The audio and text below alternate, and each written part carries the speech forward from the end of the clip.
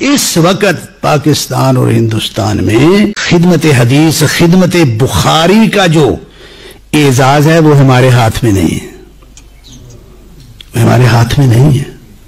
وہ کس کے ہاتھ میں ہے؟ وہ دیوبندیوں کے ہاتھ میں ہے۔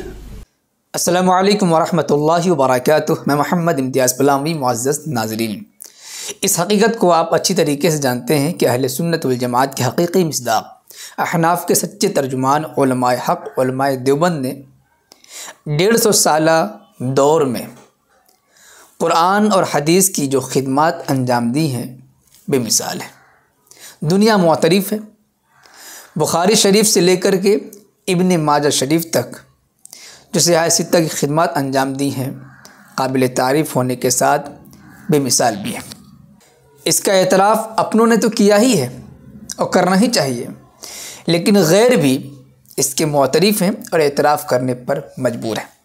مثال کے طور پر جو موجودہ نسخہ ہے بخاری شریف کا، ہمارے ہندوستان اور پاکستان بر صغیر میں جو نسخہ چل رہا ہے، مدارس میں پڑھائی جاتی ہے، وہ نسخہ تصحیح کے ساتھ جو شائع ہوا ہے حضرت مولانا احمد علی سہارنپوری رحمۃ اللہ علیہ کا نسخہ ہے، اور اخیر کے 5 پارے اس پر کام کیا گیا ہے حجت اسلام حضرت مولانا محمد قاسم نانوتوی رحمۃ اللہ علیہ کا۔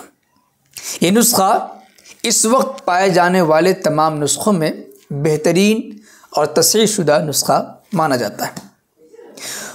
وہ لوگ جو اپنے آپ کو اہل حدیث کہلاتے ہیں، ناز ہے کہ ہم تو اہل الحدیث ہیں، قرآن حدیث پر عمل کرنے والے ہیں، اور آئے دن حنفیوں کو، دیوبندیوں کو طعنے دیتے ہیں اور اپنی عوام کو گمراہ کرنے کی ناکام کوشش کرتے ہیں۔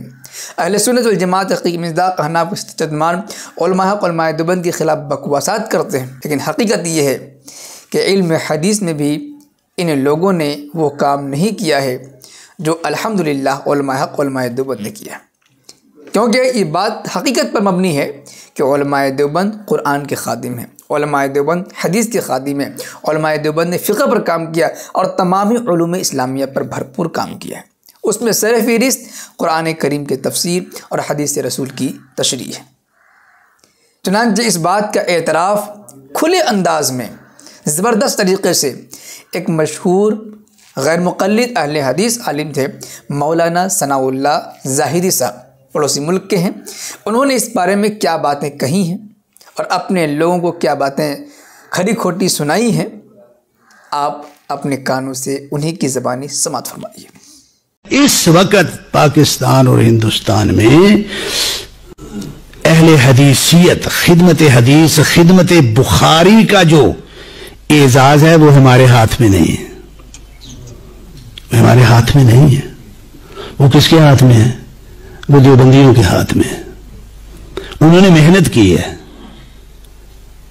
وہ اہل حدیث نہیں ہیں، لیکن انہوں نے صحیح بخاری کی خدمت کی ہے۔ جو نسخہ آپ پڑھا رہے ہیں جس حاشیہ سے، اس کو احمد علی سہارنپوری کا نسخہ کہتے ہیں، اس کی تعلیقات ہیں۔ اس وقت دیوبندی بھائیوں نے اس نسخے کو شائع کر کے بما اصل فنی ترتیب کے ساتھ، تقابل نسخ کے ساتھ تو عالم اسلام میں شائع کیا انہوں نے، اور بعض وزراء، امارات کے وزراء کے تعاون سے کیا۔ باہر تعلقات ہم لوگوں کے بھی ہیں، ہمارے بھی بزرگ باہر جاتے ہیں، وہ کسی اور نہج پہ کام کر رہے۔ آج عالم اسلام میں کیا ہے؟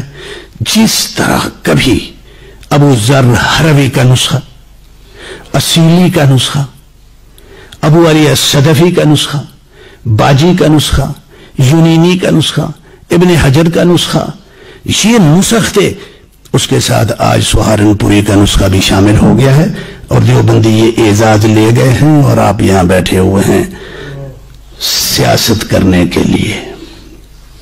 مدارس کے اندر بھی سیاست آپ نے رگڑ رگڑ کے داخل کر دی ہے۔ تو بھائیو، ناراض نہیں ہونا، یہ اعزاز آج ہمارے ہاتھ میں نہیں رہا۔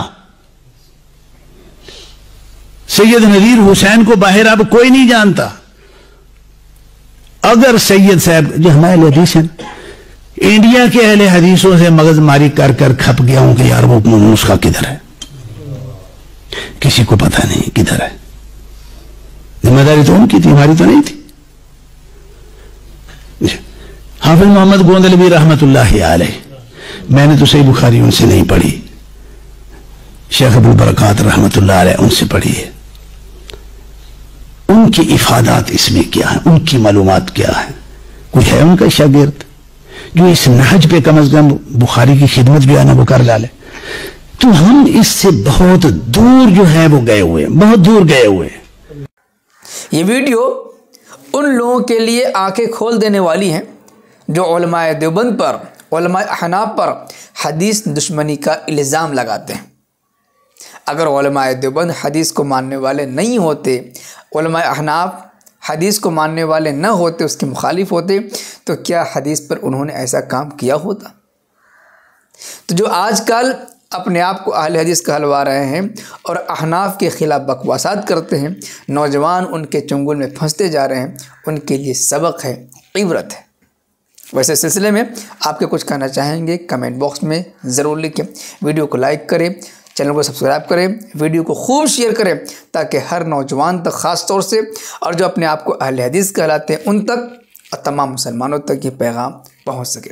शुक्रिया, जज़ाकल्लाह। अस्सलामु अलैकुम व रहमतुल्लाहि व बरकातुहू।